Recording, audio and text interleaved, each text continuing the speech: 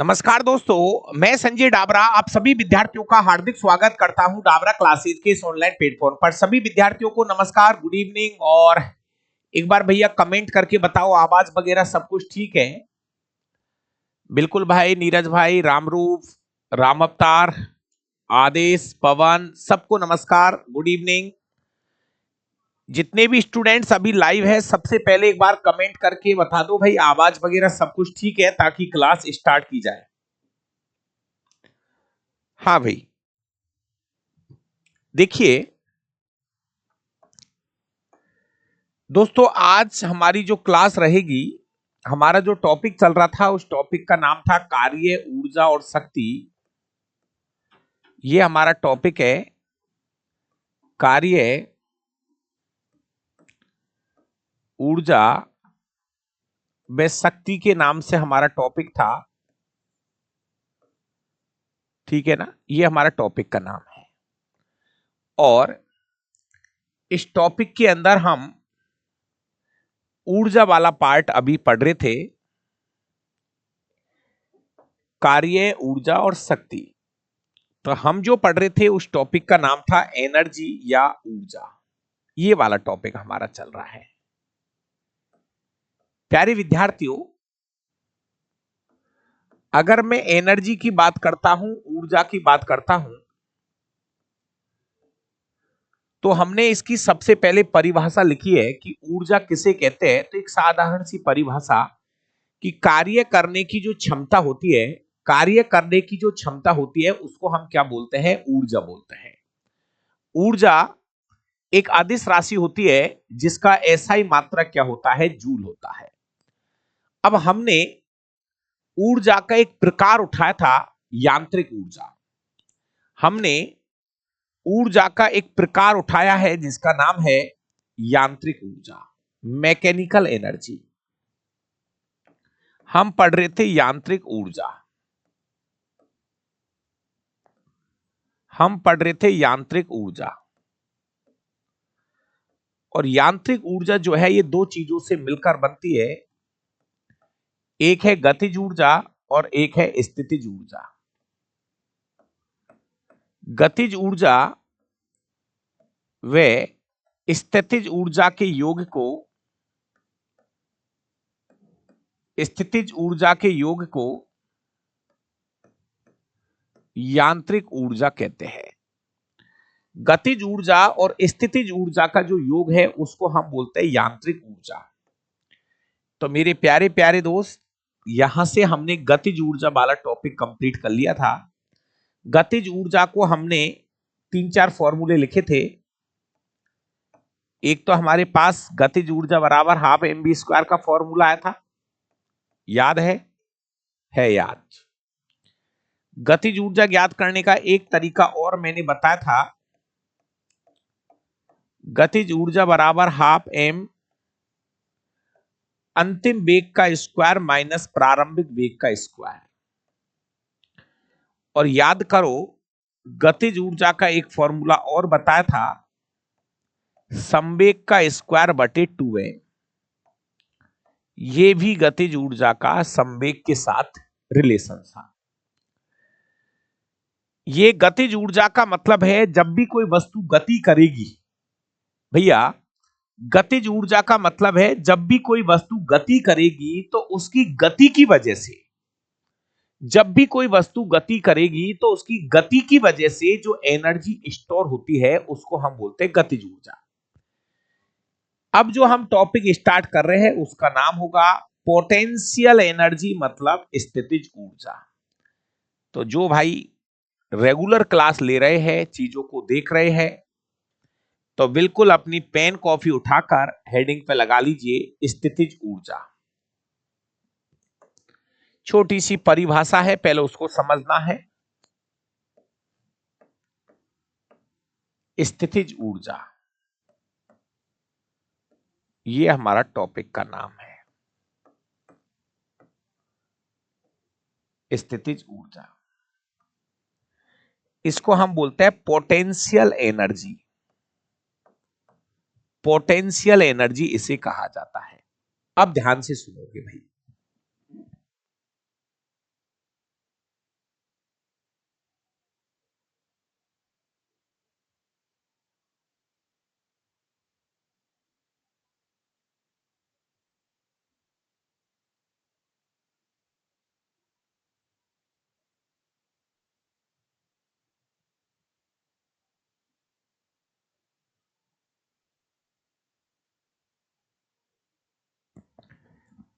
बात करते हैं स्थितिज ऊर्जा के बारे में। देखिए, यहां पे आपको एक नाम से पता चलता है कि स्थितिज ऊर्जा किसे कहते हैं। जब किसी वस्तु की जब किसी वस्तु या पदार्थ की स्थिति में परिवर्तन होगा, गति में नहीं। जैसे मान लीजिए कोई गुब्बारा है, ध्यान से सुनो, कोई गुब्बारा है, आपने उसमें हवा भर रखी है। अगर किसी गुब्बारे को हम दबाते हैं तो उसकी स्थिति में परिवर्तन हो रहा है या उसकी गति में परिवर्तन हो रहा है? सोच के बताओ। कोई गुब्बारा है, हमने उसको दबा रहे। आप मुझे बताओ कि उसकी स्थिति में परिवर्तन हो रहा है या उसकी गति में परिवर्तन हो रहा है? सर, जब हम गुब्बारे को दबाते हैं तो उसकी स्थिति में परिवर्तन होता है, और स्थिति में परिवर्तन की वजह से उसके पास एक एनर्जी आ जाती है। कैसे सर? दोस्तों, मान लीजिए कभी आप स्प्रिंग को दबाओ, जैसे गुब्बारे को दबाओ, तो ऐसा लगेगा कि गुब्बारा भी आप पर एक बल लगा रहा है। गुब्बारा भी आप पर एक बल लगा रहा है, ऐसा महसूस होता है यदि किया हो तो। दूसरी चीज, एक और उदाहरण, एक स्प्रिंग लो, बढ़िया वाली। मेरा भाई, अगर हम उस स्प्रिंग को दबा देते हैं, दबाओ दबाओ दबाओ दबाओ दबाओ, एक समय के बाद ऐसा लगता है कि स्प्रिंग कहीं आपको उठा के नहीं फेंक दे। तो जब आपने स्प्रिंग को दबाया, मतलब आपने स्प्रिंग की स्थिति में परिवर्तन किया है। आपने स्प्रिंग की स्थिति में परिवर्तन किया है, और जब भी आप किसी वस्तु की स्थिति में परिवर्तन करोगे, समझ लेना उसके पास स्थितिज ऊर्जा आ चुकी है। इसलिए वो स्प्रिंग हम पर ऊपर की ओर एक बल लगाना स्टार्ट कर देती है। चलो इसको भी छोड़ो, एक और उदाहरण देके समझा रहा हूं। दोस्त मेरे भाई, आप सबकी उम्र लगभग 20 साल के आसपास तो होगी, जहां तक मेरा मानना है ना? तो आपने जरूर से एक खिलौना चलाया होगा जिसमें हम चाबी भरने का खिलौना चलाया है।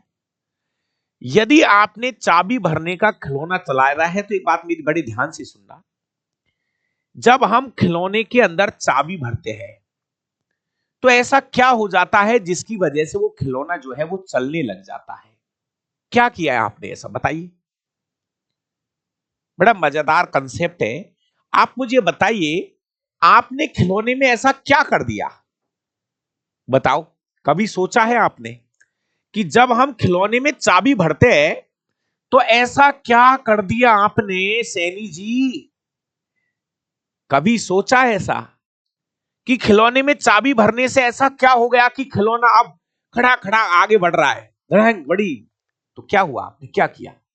तो आप देखिए, जब हम खिलौने में चाबी भरते हैं तो उसके अंदर एक स्प्रिंग होती है इस तरह से, वो उसकी स्थिति में क्या होता रहता है, परिवर्तन। जब हम चाबी भरते हैं तो अंदर एक चिप लगी होती है ऐसे गोल गोल सी लोहे की। तो जब हम इसमें चाबी भरते हैं तो इसकी स्थिति में क्या होता है, परिवर्तन। और बार बार कह रहा हूं, जब भी किसी वस्तु या पदार्थ की स्थिति में परिवर्तन होगा, स्थिति में परिवर्तन से जो ऊर्जा आएगी उस ऊर्जा का नाम होगा स्थितिज ऊर्जा। चलो एक बार जल्दी से कमेंट करके बताओ, थोड़ी सी मैं जो बातें समझाने की कोशिश कर रहा हूं, क्या ये बातें आपको समझ में आ रही है?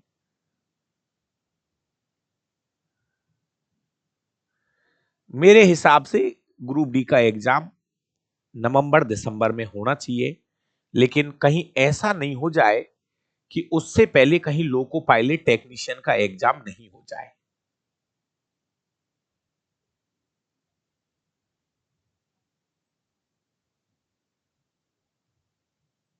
चलो, तो ठीक है। अब आपको, हाँ गुरुजी, थोड़ा थोड़ा समझ में आया कि जब किसी वस्तु की स्थिति में परिवर्तन होगा तो वहां पर स्थितिज ऊर्जा आ जाती है। यही है पोटेंशियल एनर्जी। परिभाषा लिख रहा हूं, ध्यान से सुनिए, ध्यान से सुनो। जब किसी वस्तु या पदार्थ की स्थिति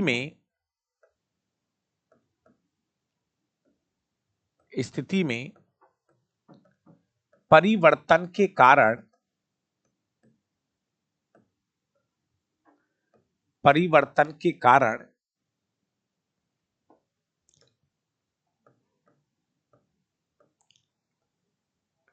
निहित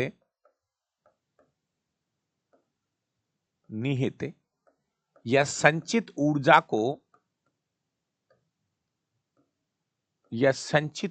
को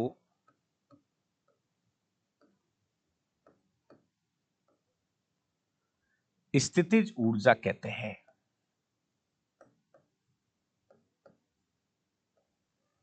स्थितिज ऊर्जा कहते हैं।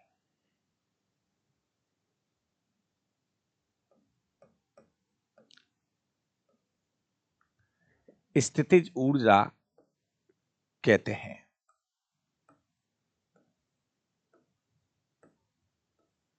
उदाहरण देखो, स्प्रिंग को दबाने पर स्प्रिंग को दबाने पर निहित ऊर्जा, निहित बोल दीजिए या संचित बोल दीजिए,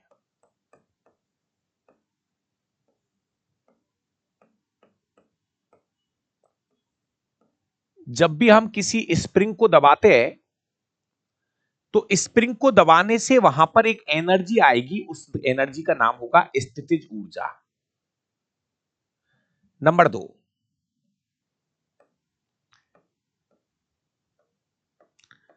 खिलौने में चाबी भरने पर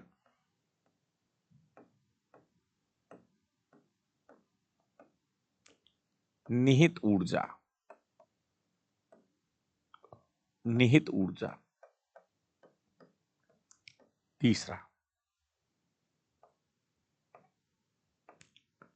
तीसरा,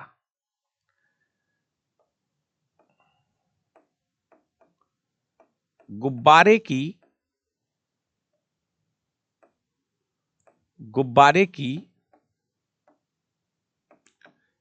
स्थिति में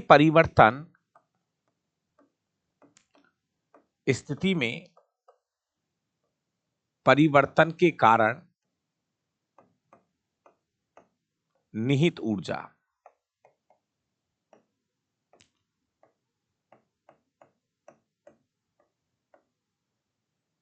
इसके अलावा कभी आपने वो जो धनुष होता है ना, धनुष तीर जो होता है, जब हम धनुष चलाते हैं तो उसकी जो पतिंजा होती है, जैसे ऐसे समझो, ये देखो, सुनिए, जब कभी हम इस वाले, ये धागा है, धागा जिसको आप पतिंजा बोलते हैं, पतिंजा, तो जब हम इसको खींचते हैं तो इसकी स्थिति में क्या होता है, परिवर्तन होता है, जिसकी वजह से तीर जो है ना वो आगे निकल जाएगा। तो धनुष की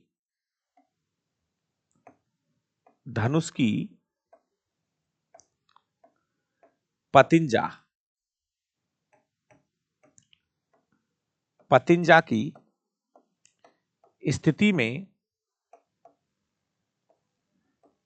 में परिवर्तन के कारण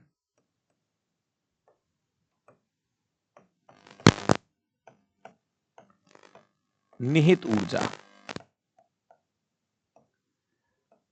ऐसे बहुत सारे उदाहरण आपको आपके जीवन में देखने को सुनने को मिल जाएंगे। बस सही समय पे वो चीज आपको पता लग जाए। निहित ऊर्जा। एक उदाहरण और आता है,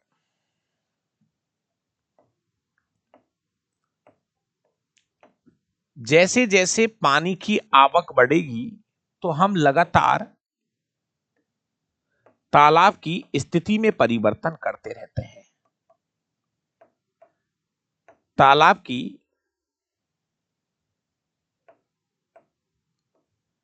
स्थिति में, नाम से ही पता लग रहा है, स्थिति में परिवर्तन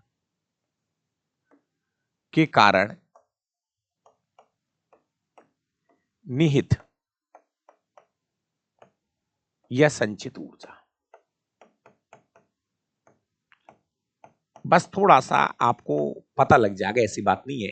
एक बात और थोड़ा सा क्लियर कर दूं, जब आप किसी धनुष को खींच रहे हो, तो जो धागा खींच रहे हो ना, धागा खींच रहे हो, तो वहां तो स्थिति में परिवर्तन हो रहा है। तो जब हम धनुष का धागा खींचते हैं तो वो तो होता है स्थितिज, स्थिति में परिवर्तन हो रहा है।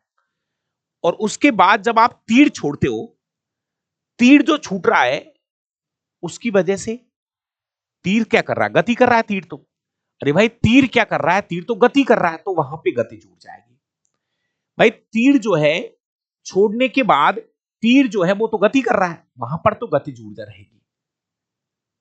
लेकिन जब हम धागा खींच रहे, धागा खींच रहे, तो वहां पे कौन सी ऊर्जा रहेगी, धागा खींच रहे वहां पर रहेगी स्थितिज ऊर्जा।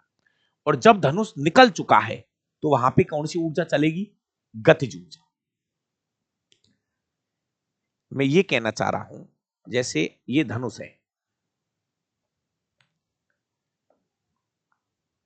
तो जब हम धागे को खींच रहे हैं, सॉरी अच्छे से दोबारा सुन लो, जब हम इस धागे को खींचेंगे तब तो आएगी यहां पर, ये धागा खींच रहे हैं हम, ये वाला धागे की स्थिति में परिवर्तन करेंगे। जैसे मान लीजिए आपने ये धागा खींच के इधर कर दिया, ये तो ये तो हो रही है स्थितिज। और जब ये तीर चलेगा, जब ये आगे बढ़ेगा तीर, यहां पे कौन सी ऊर्जा होगी, गतिज ऊर्जा होगी। भाई तीर तो क्या करने लगेगा, गति करने लग जाएगा। तो तीर की गति के कारण गतिज ऊर्जा, और धागे की स्थिति के कारण स्थितिज ऊर्जा आएगी। यहां पे ध्यान रखना, समझने की कोशिश करिए। वो थोड़ा क्या बोलेगा उसको आप आराम से समझना। जब हम धागे को खींचते हैं तो ये तो स्थिति में परिवर्तन हो रहा है, तो यहां पे तो कौन सी ऊर्जा आएगी, स्थितिज ऊर्जा। और जब आपने तीर को छोड़ा, तो तीर जब गति करेगा तो वहां पे तीर के पास कौन सी ऊर्जा होगी, तीर के पास कौन सी ऊर्जा होगी, तीर के पास होगी गतिज ऊर्जा।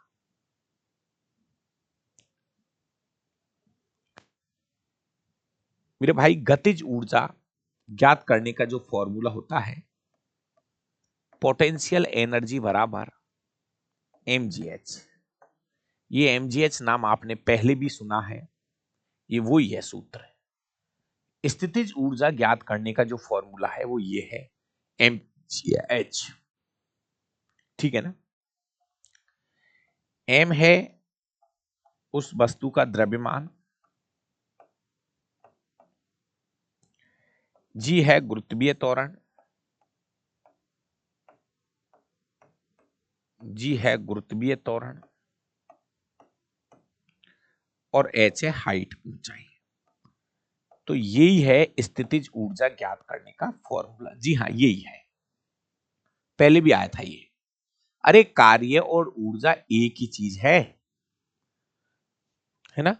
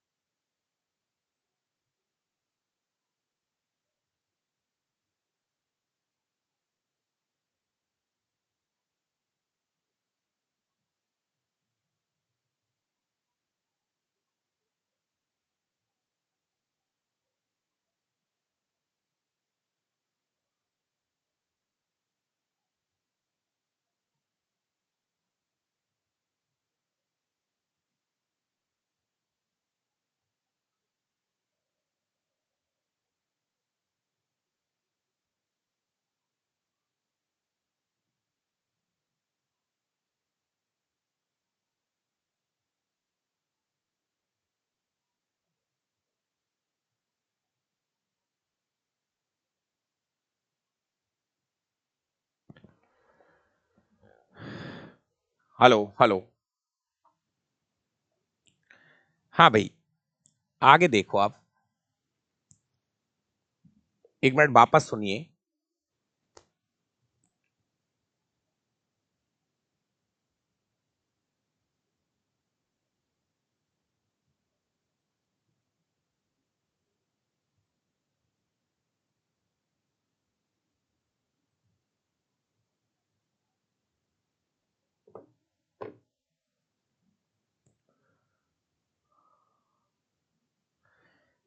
देखिए दोस्तों, एक क्वेश्चन इसमें बहुत अच्छा है। ये तो स्थितिज ऊर्जा हो गई। एक क्वेश्चन है, स्पेशली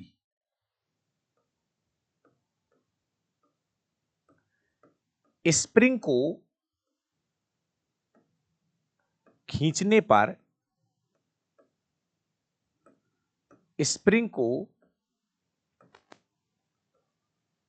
खींचने पर, ध्यान से सुनना इस लाइन को, स्प्रिंग को खींचने पर स्थितिज ऊर्जा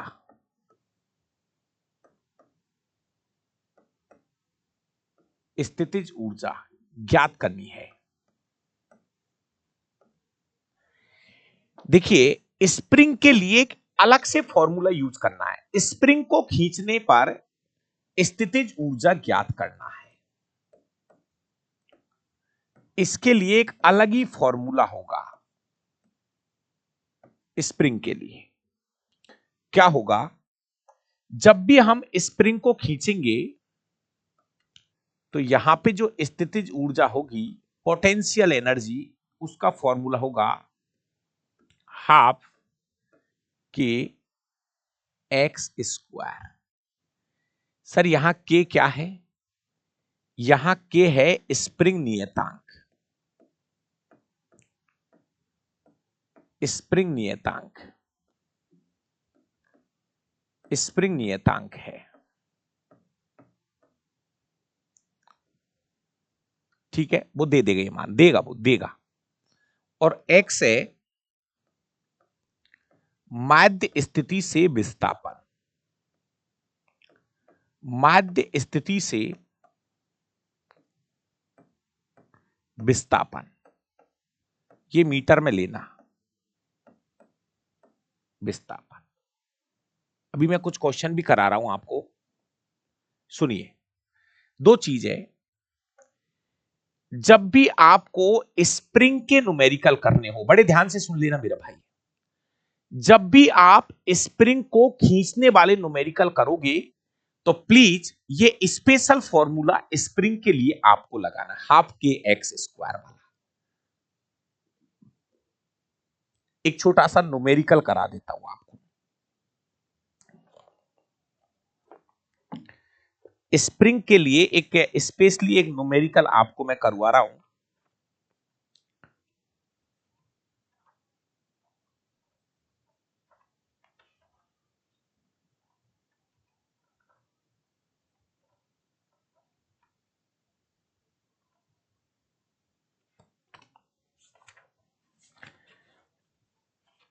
एक मिनट रुक जाइए।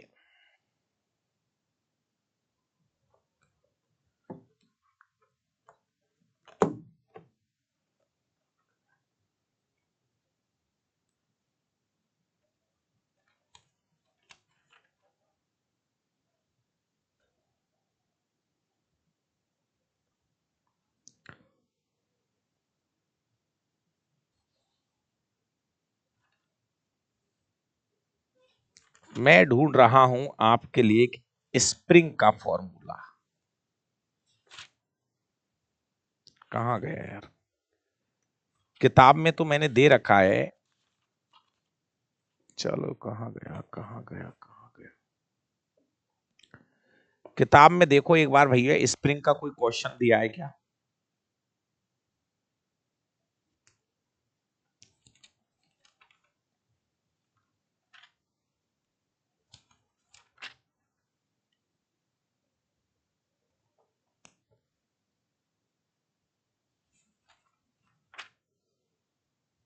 हाँ, एक क्वेश्चन ये रहा,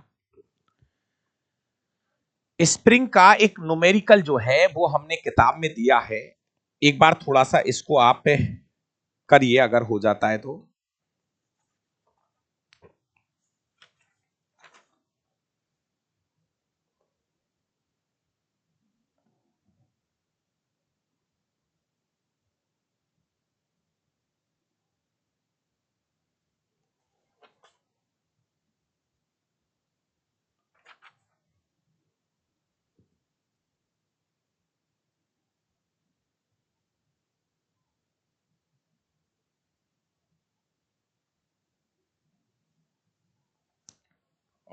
स्प्रिंग के बहुत सारे क्वेश्चन थे मेरे पास।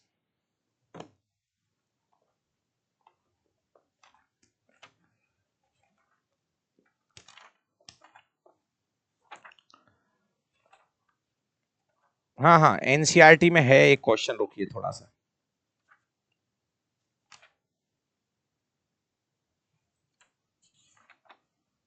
करा रहा हूं, रुक जाओ रुक जाओ।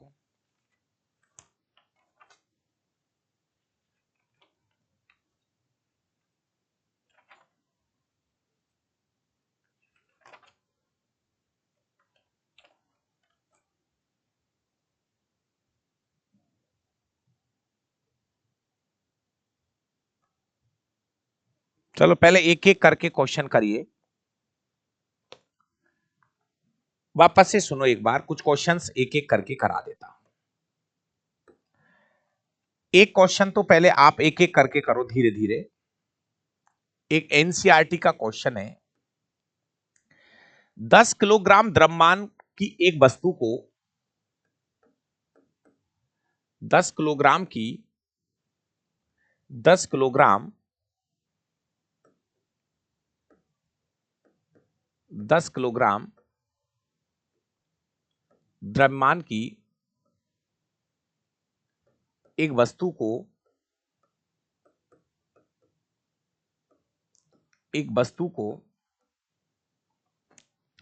धरती से 6 मीटर की ऊंचाई तक उठाया जाता है। धरती से 6 मीटर की ऊंचाई तक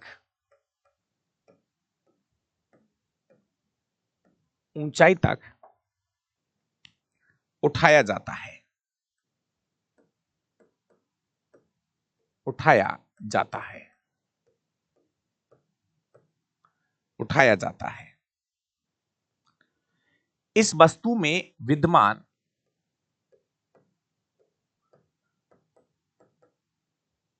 इस वस्तु में विद्यमान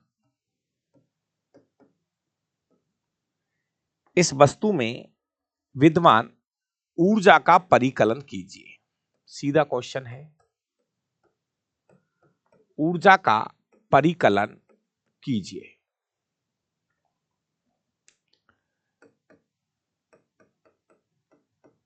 करो, एक सीधा क्वेश्चन है।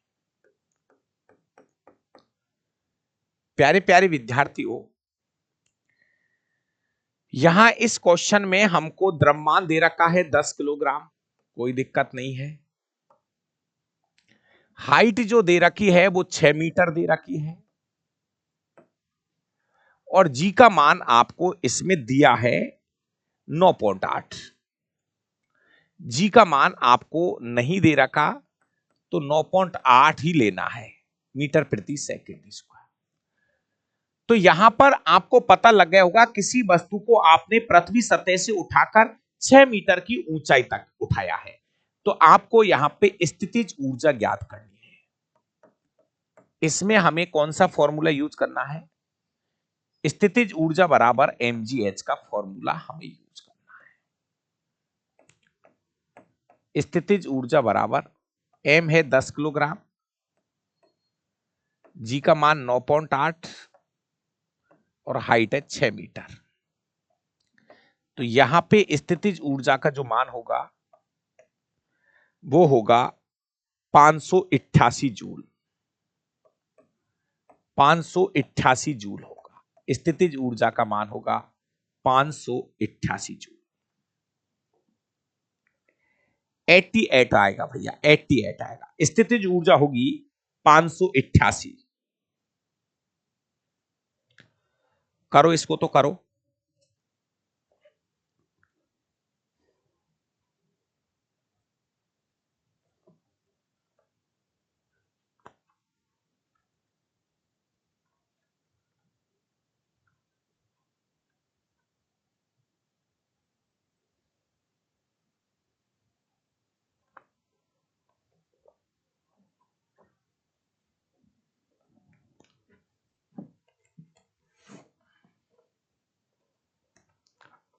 इसमें कोई दिक्कत नहीं होनी चाहिए।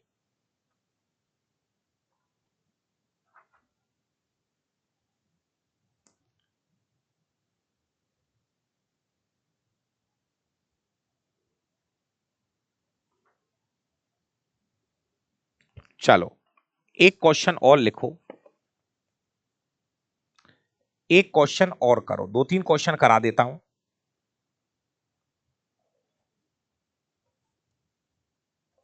हाँ हाँ, स्प्रिंग वाला भी मिल गया क्वेश्चन, स्प्रिंग वाला भी कराऊंगा।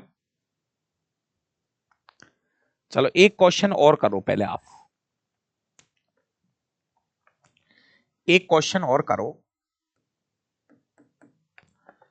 क्वेश्चन यह है 12 किलोग्राम द्रव्यमान की एक वस्तु,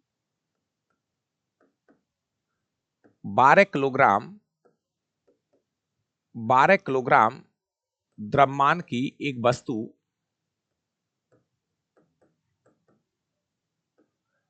वस्तु धरती से एक निश्चित ऊंचाई पर स्थित है।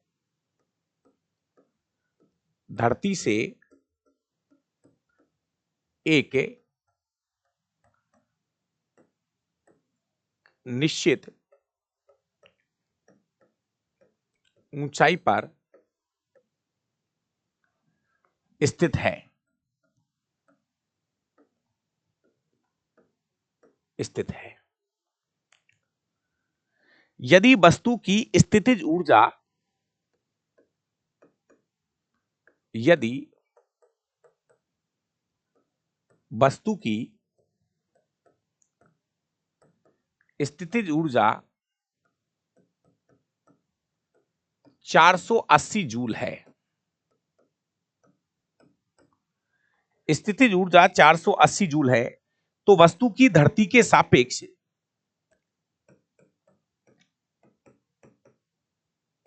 तो वस्तु की धरती के सापेक्ष ऊंचाई ज्ञात कीजिए, ऊंचाई ज्ञात कीजिए, ऊंचाई ज्ञात कीजिए। यहां जी का मान दिया गया है क्वेश्चन में 10 मीटर प्रति सेकंड स्क्वायर। यहां जी का मान 10 मीटर प्रति सेकंड स्क्वायर दिया गया है।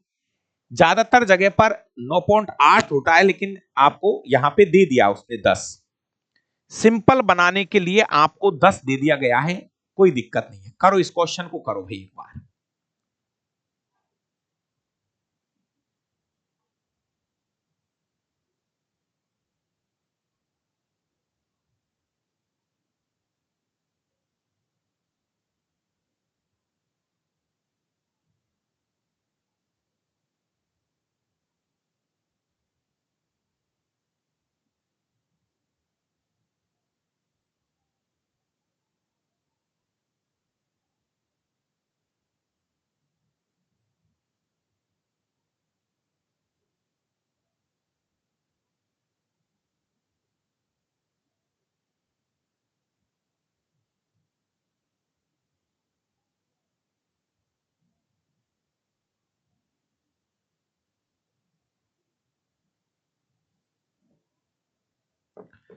हाँ भाई, देखो दोस्तों, सीधा क्वेश्चन है।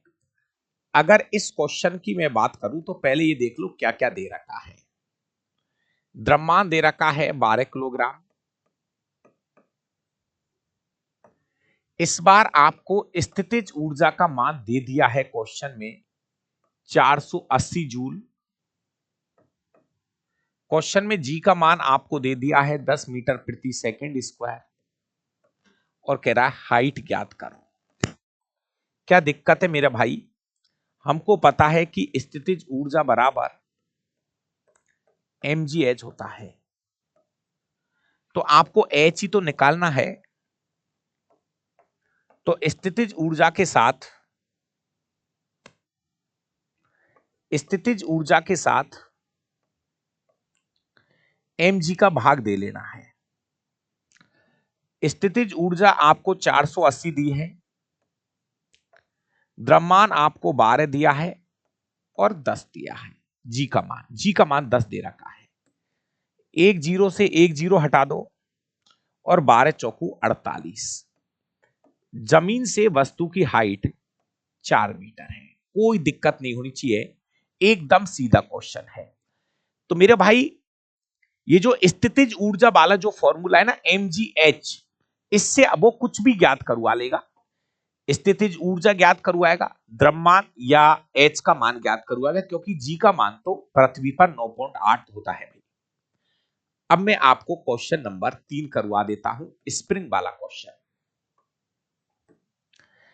स्प्रिंग के कुछ क्वेश्चंस है वो भी मैं करवा देता हूं धीरे धीरे। स्प्रिंग वाले क्वेश्चन है, लो भाई करो। बहुत अच्छा क्वेश्चन है, आराम से करना, ठंडे दिमाग से।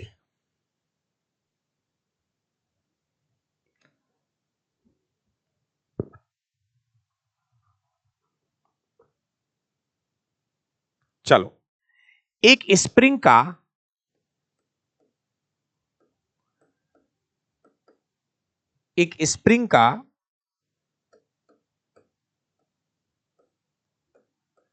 स्प्रिंग नियतांक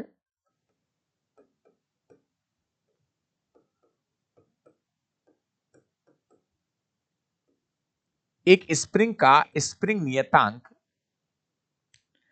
6 इंटू 10 की पावर 4, 6 इंटू 10 की power 4 newton into metre, newton upon metre दे रखा है। के का मान दे रखा है। इसे माध्य स्थिति से इसे माध्य स्थिति से माध्य स्थिति से माध्य स्थिति से 1 सेंटीमीटर खींचने में 1 सेंटीमीटर खींचने में कितना कार्य करना पड़ेगा, कितना कार्य करना पड़ेगा, करना पड़ेगा। बढ़िया क्वेश्चन है दोस्तों, इस क्वेश्चन को समझें। क्वेश्चन में हमें के का मान दे रखा है 6 इंटू 10 की पावर 4 न्यूटन अपॉन मीटर। माध्य स्थिति से विस्थापन दे रखा है 1 सेंटीमीटर। भैया विस्थापन सेंटीमीटर में दे रखा है, इसको मीटर में बदलो। पहले ये छोटी छोटी चीजें हैं, इनको क्लियर कर लिया करो, नहीं तो ये चीजें दिक्कत करती है। विस्थापन आपको 1 सेंटीमीटर दे रखा है, इसको मीटर में चेंज कर लीजिए, मीटर में चेंज कर लो, 100 का भाग देके 100 का भाग दे लो, 0.01 मीटर कर लो, 0.01 मीटर कर लो, 0.01 मीटर कर लो। स्प्रिंग को खींचने पर उसकी स्थितिज ऊर्जा हमें ज्ञात करनी है, तो मैंने फॉर्मूला बताया था हाफ के एक्स स्क्वायर, के एक्स स्क्वायर 1/2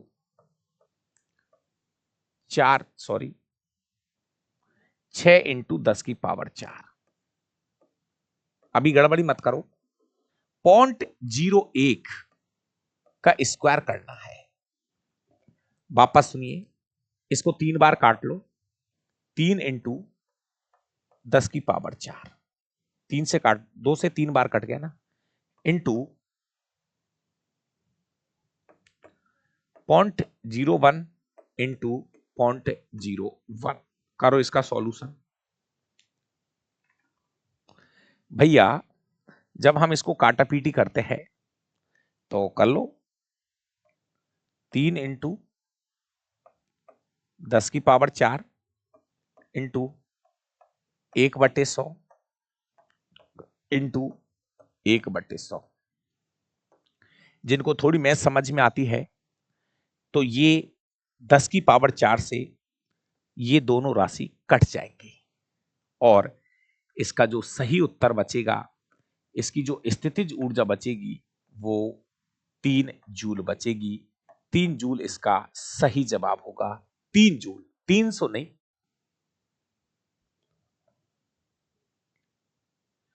भैया चेक करो एक बार, है ना। मेरी थोड़ी मैथ कमजोर है लेकिन आपकी भी मैथ मुझे कमजोर ही लग रही है, तो चेक करो इसका सही जवाब एक बार।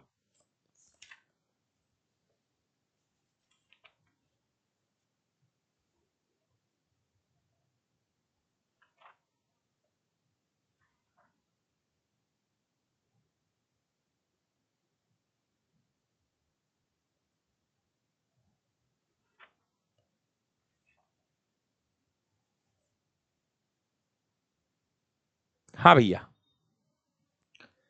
थोड़ा ध्यान रखना, मैं आपको स्पेशली बता रहा हूं, स्प्रिंग वाले जो क्वेश्चन है उसके लिए आपको ये फॉर्मूला यूज करना पड़ेगा। ये वाला फॉर्मूला, स्प्रिंग को जब आप खींचोगे तो उसके लिए आपको ये फॉर्मूला ज्ञात करना है और के का मान वो आपको क्वेश्चन में देगा। के स्प्रिंग नियतांक है जिसको वो पेपर में देना पड़ेगा उसको। ये थी हमारी ऊर्जा। प्यारे विद्यार्थियों, एक और बहुत अच्छा कंसेप्ट सिखा रहा हूं, बड़े ध्यान से सुनना प्लीज, बहुत अच्छे से सुनिए इस पॉइंट को। अगर मैं ये कहूं कि एक छोटा सा टॉपिक है, पहले इसको बोल ही दूं, ऊर्जा संरक्षण का नियम, प्लीज इसको थोड़ा सुनिए एक बार। ऊर्जा से जुड़ा हुआ एक टॉपिक है, ऊर्जा संरक्षण का नियम। ऊर्जा संरक्षण का नियम क्या कहता है? सुना होगा, ऊर्जा संरक्षण का नियम। ऊर्जा से जुड़ा हुआ एक छोटा सा टॉपिक है, इसको थोड़ा सुन लीजिए। ऊर्जा संरक्षण का नियम यह कहता है कि जो ब्रह्मांड की कुल ऊर्जा है वो स्थिर है। अपने पूरे ब्रह्मांड की कुल ऊर्जा जो है वो स्थिर है, न तो इसे उत्पन्न किया जा सकता न इसे नष्ट किया जा सकता। हम इसे एक रूप से दूसरे रूप में बदल सकते हैं। यही है ऊर्जा संरक्षण का नियम। लिख देता हूं, इसी नियम के अनुसार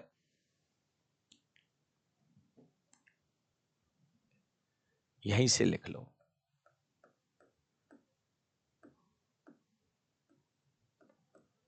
इस नियम के अनुसार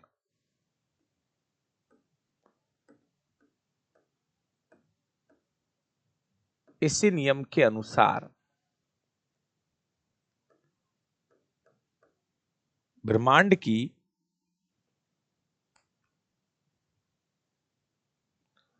इसी नियम के अनुसार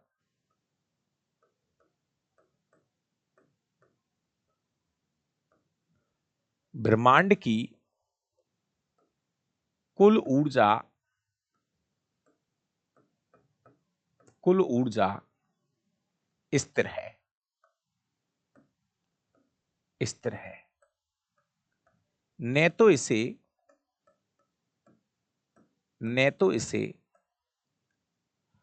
उत्पन्न किया जा सकता न तो इसे उत्पन्न किया जा सकता न ही इसे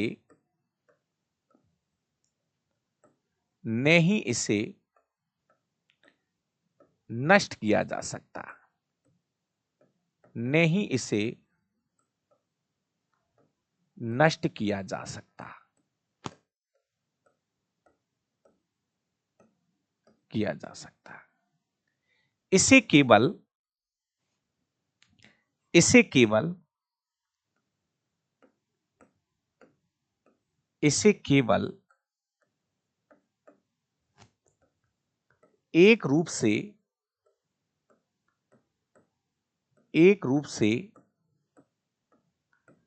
दूसरे रूप में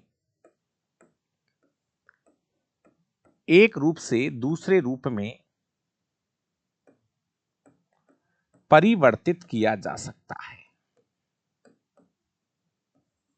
परिवर्तित किया जा सकता है। इसको समझो आराम से, बहुत सारे क्वेश्चन कराऊंगा इसके। प्यारे विद्यार्थियों, ऊर्जा संरक्षण का नियम ये कहता है कि भाई हमारे जो ब्रह्मांड है ना, इसकी कुल ऊर्जा फिक्स है। अब वो कितनी है ये तो मुझे भी नहीं पता, लेकिन जितनी भी है वो स्थिर है। न तो उसे बढ़ाया जा सकता, न उसे घटाया जा सकता। अगर थोड़ी देर के लिए मैं ये कह दूं कि हमारा ब्रह्मांड है और इसकी कुल ऊर्जा है 100 इंटू 10 की पावर 123। 100 की पावर 123 मतलब इतनी है, 100 की पावर 123 या 10 की पावर 123 ऐसे ले दो। ऐसे मान ले कि हमारी ब्रह्मांड की कुल ऊर्जा है 10 की पावर 123। बहुत संख्या हो जाएगी। तो अब फिजिक्स कहती है कि ब्रह्मांड की कुल ऊर्जा ये फिक्स है, न तो आप इसको बढ़ा सकते न घटा सकते। जिस दिन भी अगर कोई मेरे से कहे कि भाई ब्रह्मांड की कुल ऊर्जा कैलकुलेट, यही आएगी, 2 दिन बाद में कैलकुलेट करो यही आएगी। ब्रह्मांड की कुल ऊर्जा स्थिर है, न तो इसे उत्पन्न किया जा सकता न इसे नष्ट किया जा सकता। हो क्या रहा है, इसे एक रूप से दूसरे रूप में परिवर्तित किया जा सकता है। जैसे थोड़ी देर के लिए अगर मैं बोलूं, जैसे हमारी विद्युत मोटर है,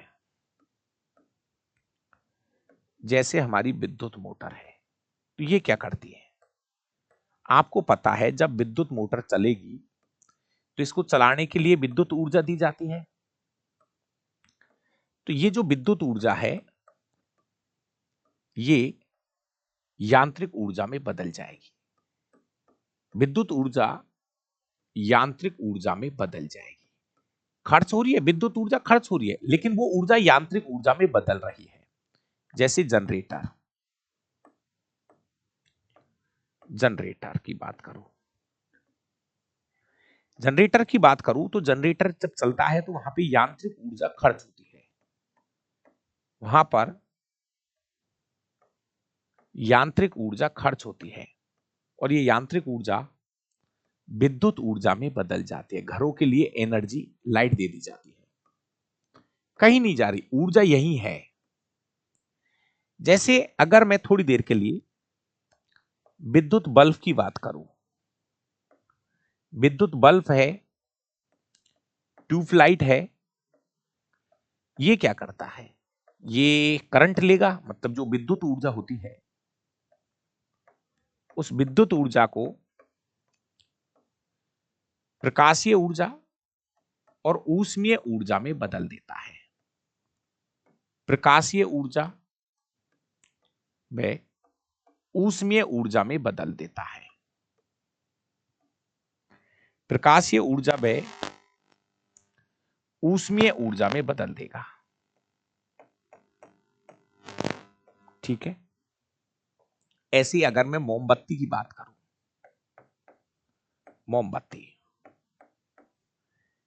अगर मोमबत्ती की बात करूं तो मोमबत्ती के अंदर होती है रासायनिक ऊर्जा, रासायनिक पदार्थ होते हैं उसके अंदर। तो मोमबत्ती क्या करेगी, इस रासायनिक ऊर्जा को प्रकाशीय ऊर्जा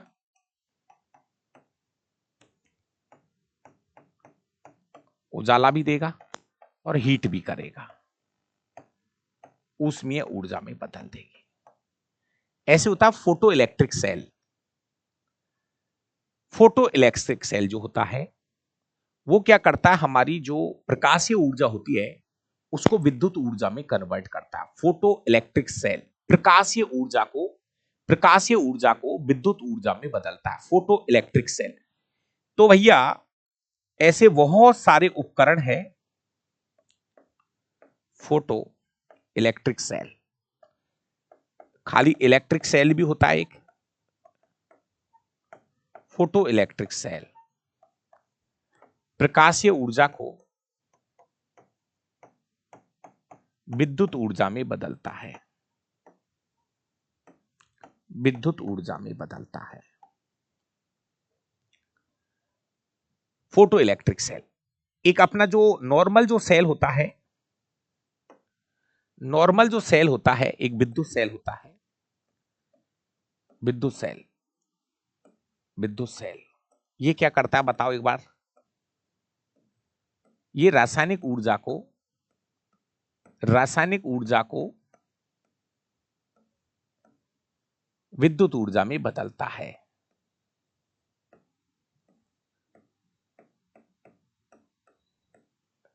इसके बाद बहुत सारे उपकरण हैं ऐसे, विद्युत घंटी, विद्युत घंटी विद्युत ऊर्जा को ध्वनि ऊर्जा में बदलती है।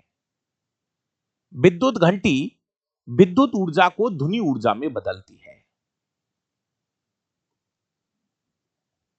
बहुत सारे उपकरण ऐसे। तो प्यारे विद्यार्थियों, हो क्या रहा है? यह हो रहा है कि ब्रह्मांड की कुल ऊर्जा स्थिर है, न तो इसे उत्पन्न किया जा सकता, न इसे नष्ट किया जा सकता है। इसे केवल एक रूप से दूसरे रूप में बदला जा सकता है। इसे केवल एक रूप से दूसरे रूप में बदला जा सकता है। और यही है हमारी ऊर्जा संरक्षण का नियम। इसी के ऊपर हम कल फिर चर्चा करेंगे। बहुत सारी नई चीजें मैं आपको कल बताऊंगा जो शायद आज तक आपने नहीं पढ़ी होगी, ये मेरी गारंटी है। धीरे धीरे सीखते चलो, कोई जल्दबाजी वाला काम नहीं है। पूरे जीवन में 10 दिन ज्यादा लग जाएंगे, लेकिन चीज सीखनी है। तो ये था हमारा कार्य वाला टॉपिक मैंने पढ़ाया है। उसके बाद ऊर्जा वाला टॉपिक मैंने पढ़ाया है, और इसकी अभी मैं शक्ति और पढ़ा दूं एक बार। फिर इन तीनों का एक लिंक भेजूंगा। कम से कम 200 प्रश्न आपको कार्य ऊर्जा शक्ति के करने हैं। फिर कह रहा हूं, कम से कम 200 क्वेश्चन करने हैं। क्वेश्चनों का लिंक मैं आपको भेज दूंगा, वीडियो। लेकिन मेरे एक बार YouTube को देखते रहा करो, उसमें प्लेलिस्ट चेक कर लिया करो। YouTube पर प्लेलिस्ट को जरूर देख लो। मैंने हर टॉपिक के बहुत सारे क्वेश्चन कराए हैं। और 8 बजे फिर मिलते हैं डाबरा क्लासे यूट्यूब चैनल पर। कल सुबह 11 बजे फिर क्लास आएंगी। और इसके बाद, इस टॉपिक के बाद, अभी कार्य ऊर्जा शक्ति चल रहा है, इस टॉपिक के बाद एनसीईआरटी का एक टॉपिक और है जिसका नाम है साउंड और वेव, ध्वनि और तरंग। ध्वनि और तरंग कराऊंगा। उसके बाद में कुछ भौतिक राशि है, मात्रक है, विमा निकालना बता दूंगा। 2 टॉपिक और है एनसीईआरटी के। एनसीईआरटी के हमारे पास केवल 2 टॉपिक बचे हुए हैं। उसके बाद अगर आप जो भी बोलोगे वो मैं उसकी वीडियो बना के, पहले मुझे एक बार एनसीईआरटी पढ़ाने दो, और उसके बाद मैं फिर आपको जो केमिस्ट्री स्टार्ट करूंगा भाई।